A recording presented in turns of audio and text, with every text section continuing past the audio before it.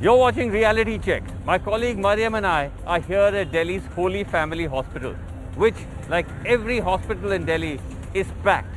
And the greatest pressure is on the COVID ICUs, which in the second wave are full to the brim.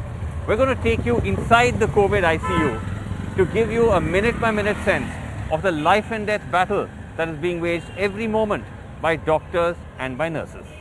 Here we are going to show you why the second wave has been so devastating and dangerous. The younger are at greater risk of falling ill.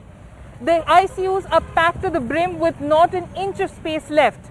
The doctors and nurses are fighting around the clock, not just to save other patients, but sometimes even their own family members. As always, we've taken all precautions to ensure that not just us, but the patients are also safe. We've also respected the privacy of the patients and not revealed any identities.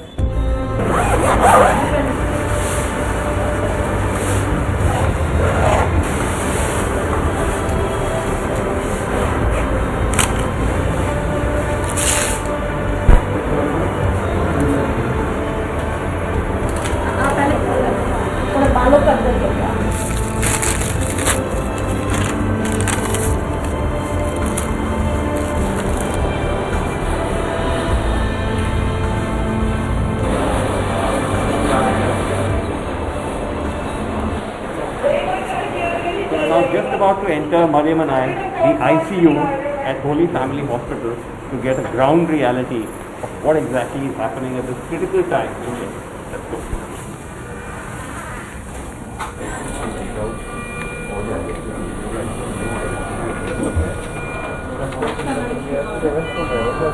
with potassium कितना है ABG में देखा इनका 8 line नहीं डाला ना 8 line डालना है ठीक है निशान स्टार्ट कर लो मीन बीपी टारगेट करना है 70 to 80 ठीक है वी ब्रिंग डाउन द वेजो अ लिटिल बिट एफकॉलिन 100 QID चल रहा है अभी इसका एक्सरे करने आएगा उसके बाद Now we are inside the ICU at Delhi's Holy Family Hospital. We have with us Dr. Sumit Ray, who is in charge here. Doc, obviously this has been a very, very challenging time. Give us a sense of what exactly is going on here in the ICU, what are the pressures you're facing, and is this firstly, is the ICU completely full right now? It's actually beyond full, the ICU. If you can see here, this is not how tightly patients are kept in the ICU. This is an extra bed. As you can see, there is extra beds everywhere. Okay. So we are beyond capacity, beyond full actually. We started off with 40 ICU beds. That was your capacity? What you Yeah, were usually and going up to 48, but mostly occupancy at its peak otherwise has been about 40 out of 48 beds. Then we stretched ourselves to another 8 beds which we took from the CCU, so 56 beds, but we have 68 patients now. So we have stretchers, etc. We had 50 of them on ventilators almost, and the staff we have not been able to increase much because finding nurses and intensivists etc. is very difficult. Some of the nurses we have got from nursing interns from our nursing college, but the ratio of nursing which is usually in the ICU, we have 2 nurses for 3 patients, it's down to 1 nurse for 3 patients, sometimes 2 nurses for 7 patients, some shifts, because the nurses are also falling sick, they are tired, they are exhausted, they are working beyond what they usually do, the residents, everybody is working beyond fully what stretched. So the number of patients has jumped, the Yes. staff remains the same. So our increase, if you just the numbers will tell you that we have increased our ICU from the usual by about 2/3 more, like 60-65% more with almost same number of staff. So it's, and also the severity of illness is much higher in terms of This time, like in this wave. it's not just about this way. What has happened is the systems have got overwhelmed. So what has happened is patients are on the wards who should be in the ICU in the ideal condition. Right. So only those who are really critically ill are able to reach the ICU. We have to choose because only those who are really critically ill, most of them, that's why on ventilators or very high support, those are the ones we can get in. The rest we have to manage in the wards. So every patient is really critically ill, not just seriously ill. So the severity of illness overall, because the numbers are so high, has overwhelmed the system. We have stretched our hospital beds by 40% overall because we had 275 adult beds, the rest were neonatal and pediatric beds. Now We are between 385 to 390 patients. We have patients in corridors, cordoned off areas. You've had moments of oxygen shortage. Yes. Yeah. Is it a little better now? It's better.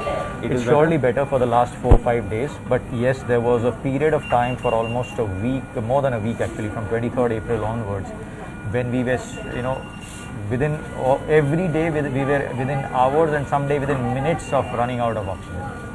So that was another really difficult phase.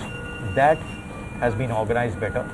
But there were times when it had come down to the we could have had another Batra anytime. And that is not true of our hospital. It's true of most hospitals. You could have had another Batra, Batra-like which means you could situation. have had where patients, a Yes. substantial number of patients died. Yes, because could have. It never happened. Yeah. But all of us were at the edge for a few days because it was right at the edge. The oxygen supply was like being refilled right at the edge. The Delhi government, I must say, the local officials, the district magistrate and the nodal officers, etc., were trying their hardest to get SOS tankers and fill it up. But every hospital was so much on the edge that they were sending these tankers for minimum amounts of liquid medical oxygen. And just reaching at the last. Yes. Were there moments when you had to, ration oxygen? So ration in the Or sense, lower pressure, I don't know. basically, what we do is that when we were running short, we were all prepared with oxygen cylinders in the ICU, with ambu bags, in case it ran out, that we could use the cylinders in place of for a few minutes at least to, hoping that the oxygen would arrive. Yes, so this was happening at certain point of time. इसका repeat ET culture फिर से भेजो जरा, x ray दिखाना, ABG बताना please.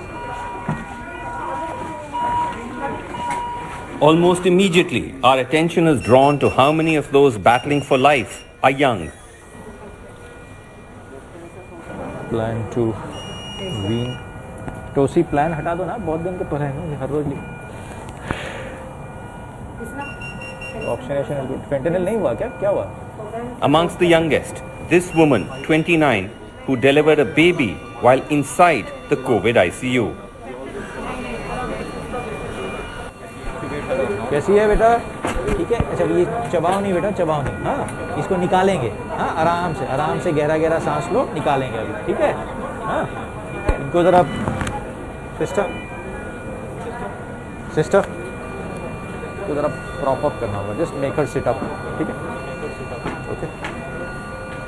She is a pregnant girl. We delivered a baby.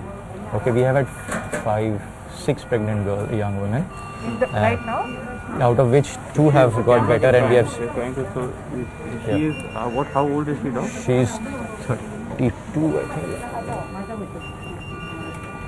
She's 29.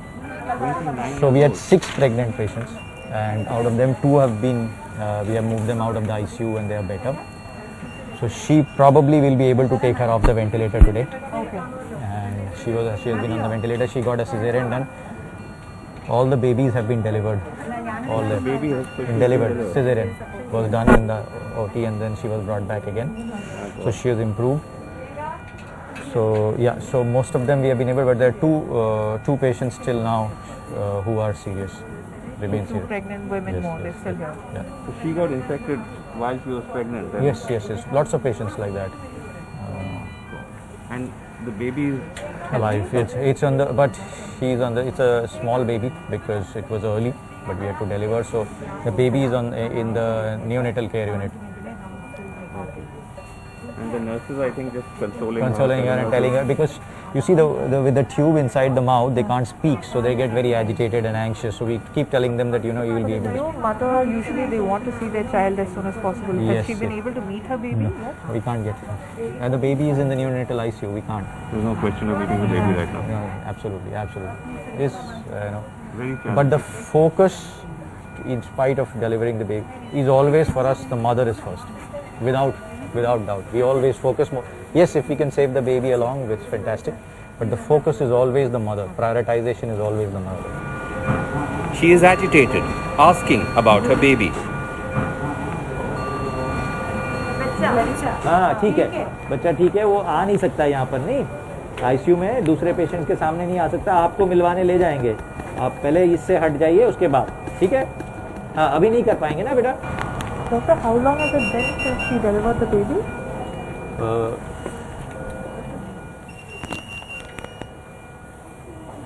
She delivered, when was the cesarean done? 4 days back. 4 days back. 4 days back. But she has been on the ventilator how many days now?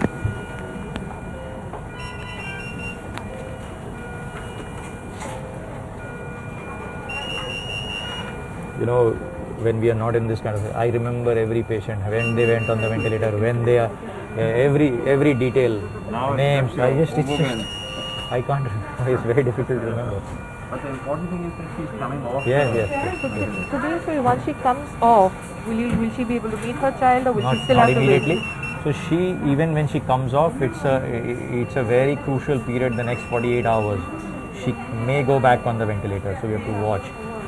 After she is stable or with reduced oxygen support, etc., then we may plan to. We'll have to see, because we can't get the baby. Usually, it's easier to move the baby to the ICU to see the mother, because to move her to see the baby will be a little difficult. We'll see. It's not going to happen in the next 2-3 days. Even if we get her off the ventilator, it'll take a little time. Yeah, I know she's. Dedia Fenta. Day 12. She's 12th day on the ventilator. Central line. वो क्यों करते हैं investigate की ठीक CBC CRP D-dimer. On every bed, on either side, are young men and women in distress. और ये क्या क्या चल रहा है अभी? That lady is her about 43-year-old lady. Got intubated about 7 days back, and she is on very high support on the ventilator. She's 43 years old. 43? 43. Yeah. Again. Yeah, very. Yeah. Again, yes, young. Yes. And she's otherwise blood pressure, all those measures are stable, but her requirement on the ventilator is very high. The lung damage is even more severe than his probably. We're talking about a secondary infection as well. Yes. So does that mean that with COVID you're getting other infections? So that possibility remains for two reasons. Any severe infection, hit on the lung, etc., by a virus makes you prone to secondary bacterial and fungal infections. Along with that, in COVID, in the later phase, we have to use steroids in the severe illnesses to suppress the immune response, which is what we call a dysregulated immune response, or cytokine storm as it's popularly known. So for that we need immunosuppression, but that makes them prone to secondary bacterial and fungal infections. Sedation क्या चल रहा है? ये oedema prone किया था क्या इसको? Prone किया था क्या? इनको आई ड्रॉप्स डाल रहे हैं? एक बार एक्सरे दिखाना इनका. टाइडल वॉल्यूम कितना सेट है भाई? अच्छा, प्रेशर कंट्रोल पे. इनको ना एक ट्रायल ऑफ एक्सट्यूबेशन दे देते हैं. So we don't need to prone him today. 42-year-old gentleman who came to us with severe illness, got admitted on the ward on 5th. Within a day he deteriorated, came to the ICU, got admitted on this, got onto the ventilator on the 6th. So now he's on the ventilator. He seems to be responding now. He was on very high support, steadily improving. We had proned him. We'll make them lie on the tummy, like that lady will do that. He was also prone, but we have turned him around now, and she's okay. She just, we have to take her off the ventilator, but we have to calm her down. She's not getting calm. So we'll have to calm her down. We have given so many medications to calm her down. Unfortunately, she's getting very restless. But so many young people, I mean, since we walked in here, we've just seen 30s, 40s, 50s. So worrying. When one crosses 50, one becomes young. Everybody else around you become young. I say that myself another time crossed 50. Looking good. ये वाला special oxygen machine है ना, ये जब हट जाएगा तब कर दो. अभी लगेगा 2-3 दिन लगेगा. हाँ, ठीक है, हो जाएगा. इनका APTT कितना है? डिफरेंट OD करना है अब इसको. So today give 8 milligram. Inflammatory देखना. So he is a 35-year-old gentleman. So he was with us for almost 3 weeks. He is on what is called high flow nasal cannula oxygen, and He was on ventilator? Or? No, he was never on ventilator, but he has been a prolonged stay on high flow nasal oxygen. How long has he been here? 3 weeks. 3 weeks. Yeah. 3 weeks in the ICU? Yes. So Almost 3 weeks. Hard by. Hit hard. And he is a very, very courageous man. So, he has been up, his fluctuating course which happens many a times, and he got an immunosuppressant that we used at tocilizumab. So he's starting to improve now, and his oxygen requirements have started to come down, still on high flow but come down. So But he has always been a positive. Acha, he's been a positive guy. You can see he's looking straight and he's at us and he's... But all these drugs that we keep hearing about, whether it's remdesivir, tocilizumab, how is it working? Are they actually effective? What is your experience of it from the front line? So, remdesivir is not a life-saving drug. I want to re-emphasize that. Remdesivir use is only for the subset of patients who are on minimal amounts of oxygen. In them, it reduces the length of stay in the hospital. That is the evidence. There is evidence of that. For reducing length of stay. Is not life-saving. If patients are on ventilator or on high oxygen, it does not reduce mortality. Okay. It does not improve survival. Tocilizumab, the immunosuppressant, itolizumab, all these are only in a very small subset of patients. Very small subset. You have to select them well, because the problem with these are they are very strong immunosuppressants. So only a small subset will require it. But they will be prone to very severe secondary infections also. So it's a balance you have to play. So the evidence shows that there is survival benefit in a small subset of patients. Your selection of patients is important. Everybody who is critically ill does not require it. So that's the mistake people make, is that people think that you can give every drug for every patient. No, you cannot. It is a timing, specifications of the patient's condition, and the timing of the disease process, and what you use at what point of time, and that how much you give, at what time.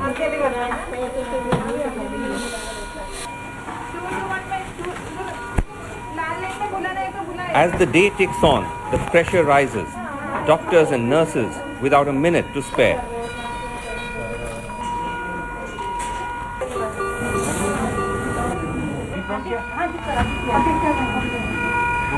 Just counting now, I can see just in this stretch, there's 1, 2, 3, 4, 5, 6, 7, 8 beds. Yes, but actually there is 6 beds normally. Oh, it normally would be 6 beds, yes. So it's been You've added 4 more two beds. more beds. 2 more beds. 1, 2, 3, 4, 5, 6. So 6 ke jagah pe we The have whole area would be 6 beds. So 6, and now it's got full So to you can 8. see how tight it is, right? Yeah, even while you're moving around, moving the machines difficult, around, it's yeah. becoming a cramped Yeah, space. I can't reach that ventilator. And you see what's happened is that usually there will be 6 beds, out of which on an average only 3 would be on the ventilator in a unit, right? Here almost everybody is on a ventilator or a OMS. So that also reduces space for us. Right. You can see so many infusion pumps going on, So all this is taking, we never get such high severity of illness for so many patients at one go.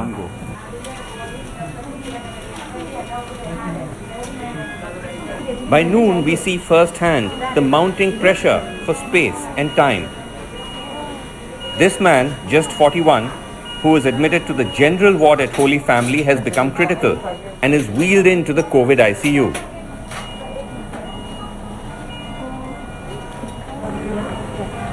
So we're setting up another bed now, Yes. because you're already at capacity. Yes, So there's another patient that's just come in. yes. We are running on full capacity for past 2 weeks. Yeah. Every new admission is coming on trolley itself. And so that's how you're going to make more space. We have already made space. There are 5 trolleys already in the ICU right now. The same scenario is in the other ICU also. He's been brought up from where? From the ward. Oh, he just comes from the ward. And what has happened? Why has he been brought in here? Because the saturation was dropping. Yes. And it wasn't now completely unmanageable in the ward. The ward people, all the staff there and the doctors there are doing a great job. Even the sickest of patients are being managed in ward.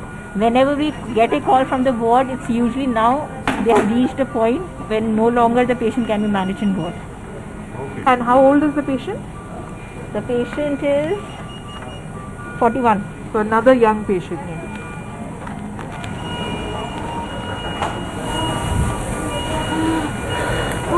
हाँ अभी करते हैं बेटा, अभी करते हैं, ठीक है? प्यास लगी है? हाँ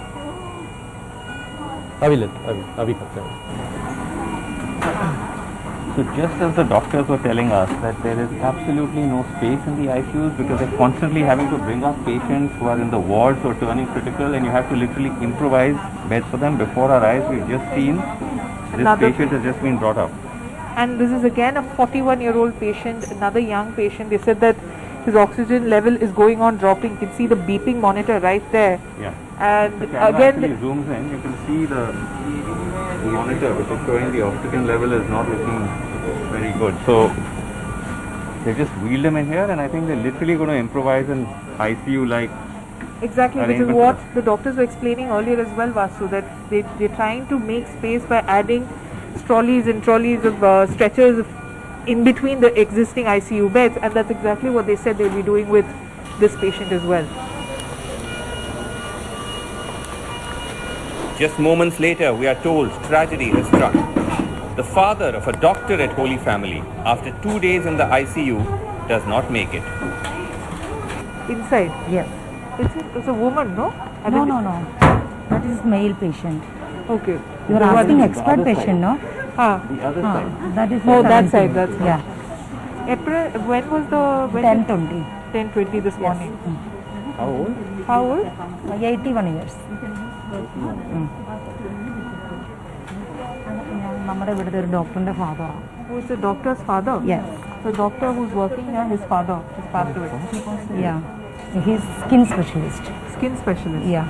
Consultant of skin department. how long was he- Dermatologist. He is a dermatologist. So we've just learned that a doctor whose father was admitted here in the ICU has father- just passed away. the father has has passed away, yeah. Yeah.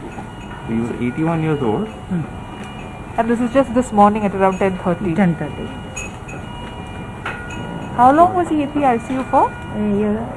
8 onwards. 2 days. From Only 2 days. You're just moving a body out, huh? Sure. That's how we're replacing. You just told us that this is how it is. Correct. Someone is brought up. There's no space. He'll move out and then we'll. Right. So one, body goes out. This is the father of the doctor who works at the hospital. Ready कर दो बेटा. His body is wheeled out. But there is little time to pause and grieve. The death has meant a bed has opened up for the young man who was just brought in.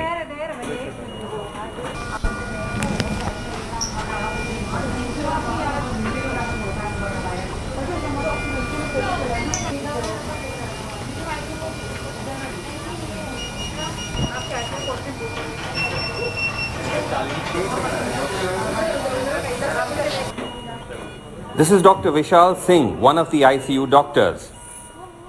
His mother died in this ICU. His father battles for life just a few meters away. Mother and father got admitted here. Initially, they were somehow managing on non-invasive ventilation. The condition suddenly deteriorated. I had to myself intubate both my parents. They were there right in ICU number 2, right in front of me. Since then, the condition has been like very bad. I've been trying. Father got extubated. The same day my father got extubated, mother had to be intubated. What an irony, I had to intubate my own parents. You had to do it yourself. Yeah. I had to intubate my His shift. parents, myself. During the shift. Yes. I'm sorry, wait, you lost your My mother. I lost my mother 3 days back. And your father was My father is still sick. He was in the ward. He was saturating well. All of a sudden, he started desaturating. I had to bring him back to the ICU. Yesterday in the evening, I had to re-intubate him. Right now, they are in the ICU. His blood pressure is crashed. He had to put an inotropic support to support the blood pressure. But thank God, he is showing some improvement. Post intubation, he had a time when the heart was not working. He had to witness cardiac event, cardiac arrest. We had to do the CPR to revive. However, it was like not a long CPR, it was a witness, hardly 2-3 minutes. But 2 cycles of CPR he revived. Touchwood, he is maintaining well. He became conscious. His saturation level has picked up. He is alert now. One moment a doctor, the other moment a son. So, doctor, how difficult it is? Like, you're both the son and your parents' doctor. How difficult is that? Ma'am, I've been doing this, and I've been in this critical field for the last 19 years. Since 2001, after completing, I have been working in the ICUs only. But it's still different when it's your It own is difficult. parents. Naturally, it is difficult when you intubate your own parents. It becomes easy. You have to go through a lot of stress. I can't even explain the feelings what I went through. And the incredible thing is that you're still working. You're still He's going out. working every day. He's I've been doing working, everything I've that been- needs to be done. He has never I'm- missed a beat in terms of doing the work I'm he here needs to do. day and night, not just for my parents, because of the other persons who are suffering. Maybe if my expertise can help it with. Well, we just wish you all the very best for your father. And no words to describe how incredibly brave you're being right now. So, and you're working your full shift. I mean, it's a crazy shift, right? You're working 8 hours, 9 No, hours. 10, 14 Very, hours. 14-hour shifts Parents and are here, so I can't even go home. Oh, right. So that, yeah. So, you're here pretty much I've round the been clock. I have to be here.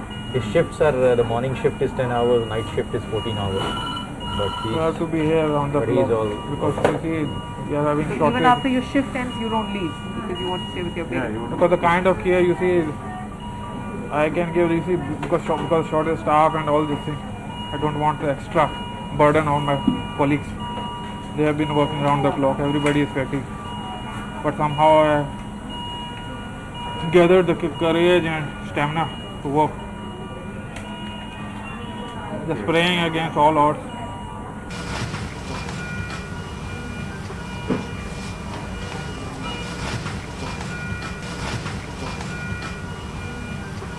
Dr. Ruchi Gupta is one of the ICU consultants who tells us a moment of heartbreak.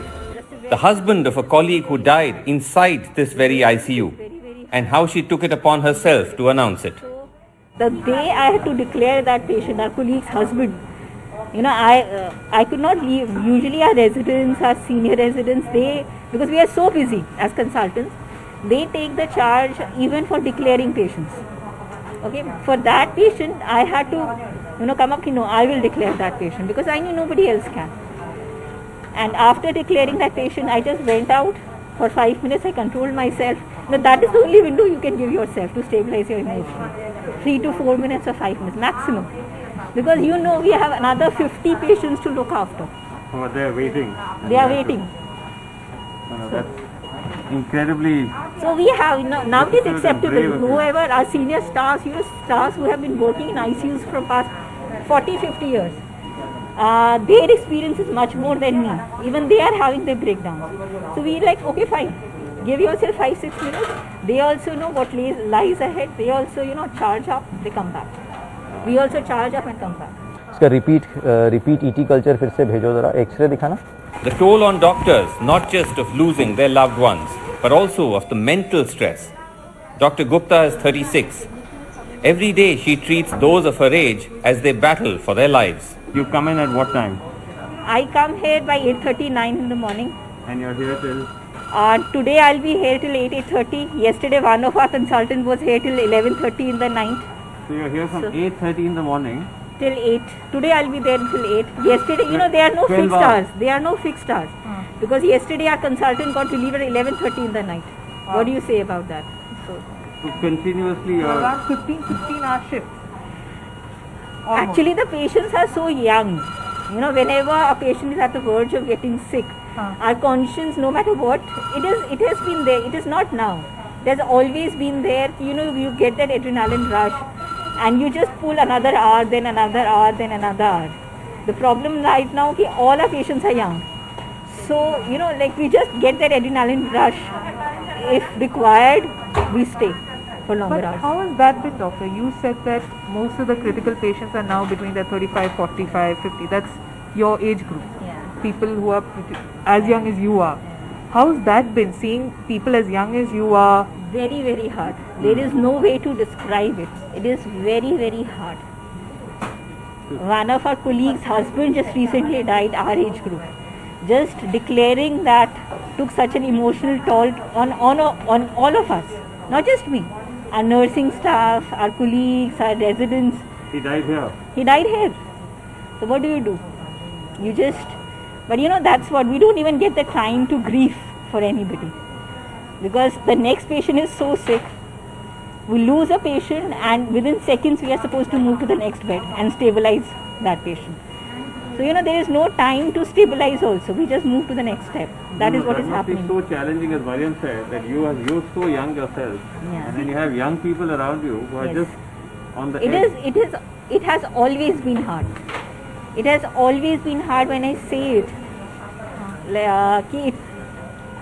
There hasn't, you know, even in my past, we have, you know, for 35 years old, 30 years old, 20 years old, you know, we have gone an extra step, always. You know, it's not anything new. But the problem is when out of your 50 patients, 40 are young. So that becomes, that becomes emotionally, physically and professionally, it becomes quite challenging. And you can see the nurses don't even sit for a moment. Nurses don't get to sit even for a second. Yeah, we just They're seen working, them they work on the feet. non-stop. On the feet, the residents, the nurses, nobody sits even for a second. It's just non-stop. They get a break only after their shift is over. There is no break in between at all. I mean, not even for a minute. You just see, And typically they would have at least get a 10-minute break, 15-minute break in between so that they have some chai or something. But this is not possible at all. This is just like, and this has been going on for 6 weeks. From ICU1, here an urgent X-ray, 100 bed number 8.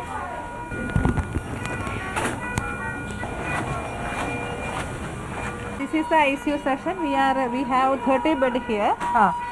So Shalini ma'am, so you have been here, you handle only this section or that section as well? only this section, 30 bed I had. 30 bed. So how is your shift like? What time do you come in and I am starting duty at 7:30 a.m. in the morning. By 3:30, I am supposed to finish my duty by going by 5 o'clock only. okay.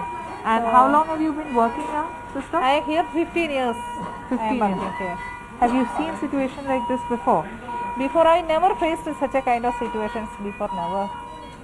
How is it different? What is This is almost all patients are on ventilator. They are coming with 30 SpO2, 30, 20, 35 and all. They require ventilatory support, and we are facing problem for ventilator also. But nowadays after that we had ventilator in a rental basis. After that we brought also ventilator. We bought 10 ventilator more. Now we have nearly 50 ventilator. Almost all ventilators are on use also. okay? You see, yes, the patients are all everybody. So as sisters and nurses, you interact with the patients more, very closely. Yes. So isn't that putting yourself at risk as well? Aren't you worried about that?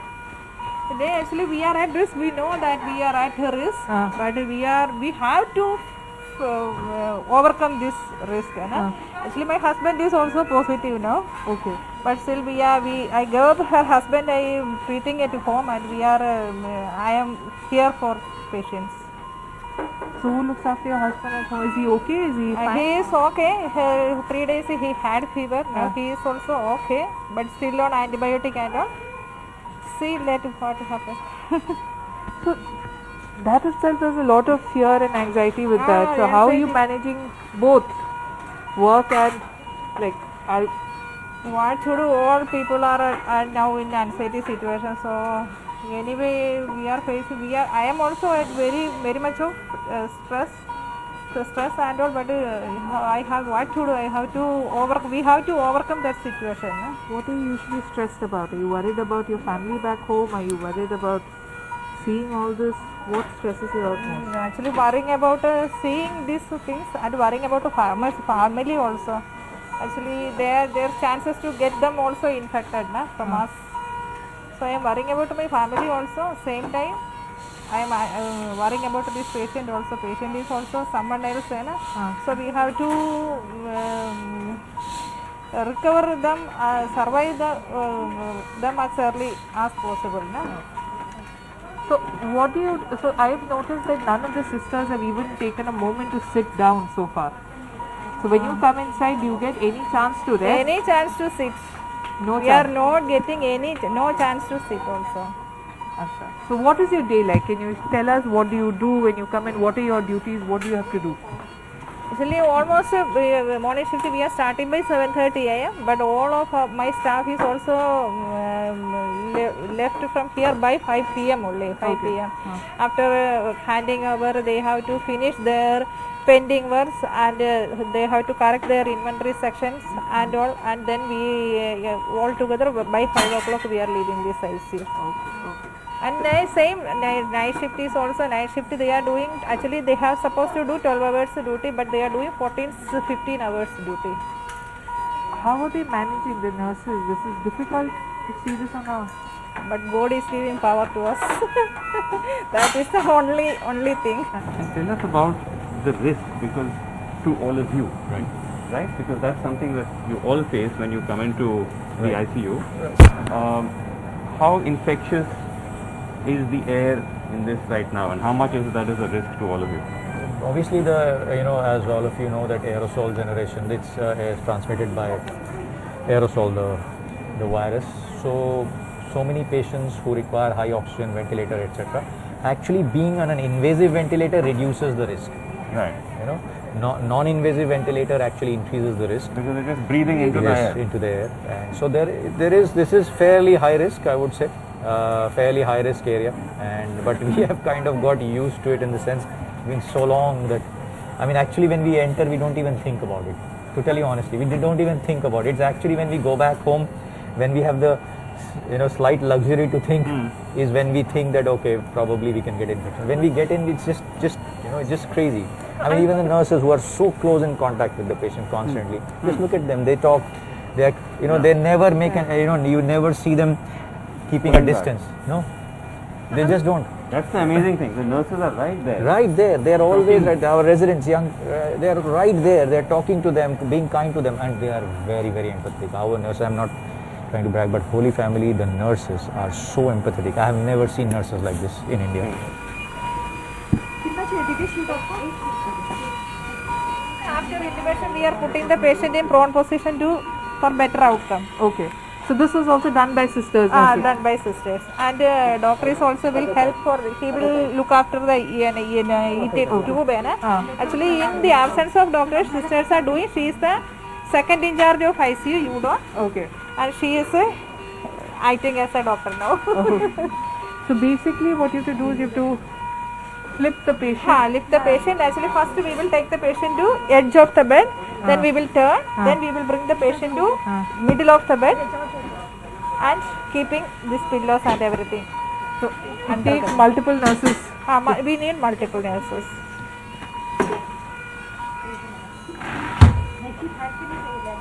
How much does proning help? Proning is helping because it will help to breathe better. This is also actually not a bed. This one is the extra trolley we are keeping here. Okay. That's what I was going to ask. This is a very thin bed. So how do you do this flipping? Everything in life is also risk one. So everything at risk we are doing. It is difficult because you said you have to bring them to the edge. But there is no space. There is no space. That's what we need more sisters to do this kind of things. We asked Dr. Sumit who are the patients inside the ICU that he is most worried about right now. So he's a 66-year-old gentleman with more than 90% lung damage. So he is somebody you were asking you, who would you be really worried about? Yes. In your, actually, to tell you honestly, almost 75% of the patients right now I'm very worried about. It's that bad because you see that is the selection bias we have right now, if you call it a selection bias, that those who are slightly better off, not requiring ventilator, almost, you can see only one patient you saw who was not on the ventilator. Right. Everybody is on the ventilator. So the rest who are not so badly off, just slightly better than this, are in the semi-ICUs or on the wards. So you're worried about virtually everyone, but you're saying this gentleman has really bad lungs, and 90% damage, more than 90% damage, and he's on high vent support. He worries us, and I don't know. How long has he been here? So he's been in the hospital for about 11 days. On the ventilator for about 6 days. And you said how old is he again? 66. 66. So he's on the slightly older side. So doctor, you're saying that about 75% of the patients you have now you're worried about, they're very critical. will be Was it the survival. same during the first wave as well? No, not as many. We were worried. You see, if you can see, those who went on the ventilator were the ones we were really worried about.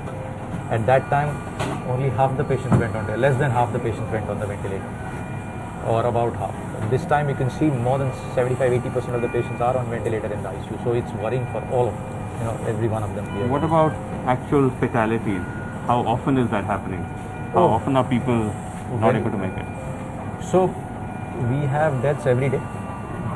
Every day? Yeah, every day, and there are deaths which happened in the emergency room also, because we had no beds at all. You can see there is no space in the ICU or in the wards or anywhere. So we are having deaths. We had deaths more in the emergency. So Now just it's like reduced. let's say yesterday you would have, or the day And, before, or yeah, every day we have had deaths. Every day. And how many? So it depends, varies from 1 to 3. It's been much more than it has been ever. amid the tension, a glimmer of hope. The young mother has come off the ventilator. Today we have just taken her off the ventilator. So just a few minutes earlier we were Yes, here, and she she was was on the agitated, you I think taking the, now it's come off. She's come off the ventilator. She's only on oxygen now. So Okay. So fingers crossed. fingers crossed. Yes. She is Does this mean that she'll be moving out of the ICU No, not soon? so soon. We'll watch her for at least 48 hours. The potential to deteriorate is usually there for about 24 to 48 hours. So we watch her.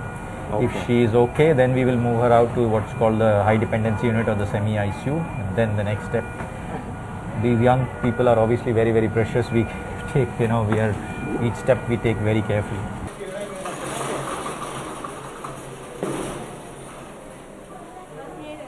Outside the ICU, families gather anxiously. Doctors emerge to brief them from time to time. Some seek solace at the chapel at Holy Family.